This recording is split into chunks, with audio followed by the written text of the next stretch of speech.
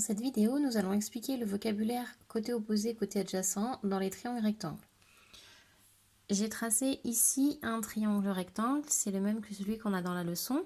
La première chose, dans mon triangle rectangle, je vais repérer l'hypoténuse. Donc l'hypoténuse, c'est le côté ici, qui est en face de l'angle droit, c'est le plus grand côté du triangle. Donc je vais lui mettre son nom. Hypoténuse.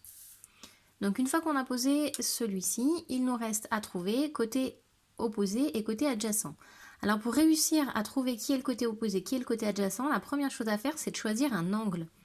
Si je choisis l'angle bleu, son côté opposé, c'est celui-ci.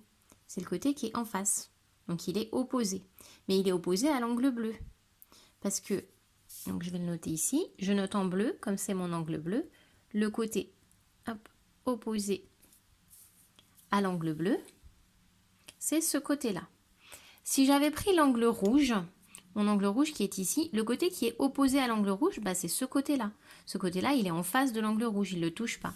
Donc, mon côté AB, c'est le côté qui est opposé à l'angle rouge. Donc, on voit bien que le côté opposé, ça peut être soit celui-ci, soit celui-ci.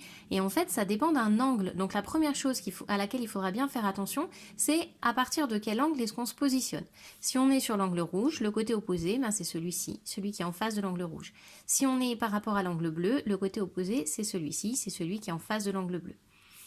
Ensuite, une fois qu'on a trouvé le côté opposé, on va pouvoir trouver le côté adjacent. Donc, je reprends par rapport à mon angle bleu.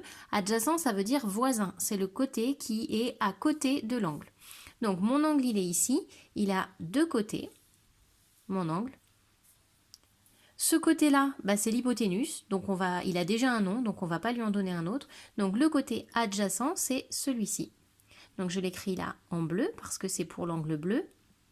Le côté adjacent, c'est le côté qui touche l'angle, mais qui n'est pas l'hypoténuse. Donc pour mon angle bleu, le côté qui touche l'angle, c'est celui-là.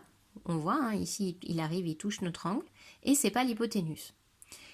Si on avait pris l'angle rouge, hop, je vais écrire en rouge. Si on avait pris l'angle rouge, le côté qui est adjacent, celui qui touche l'angle, c'est celui-ci, qui touche l'angle, mais qui n'est pas l'hypoténuse. Donc j'écris en rouge ici que ce côté est le côté adjacent.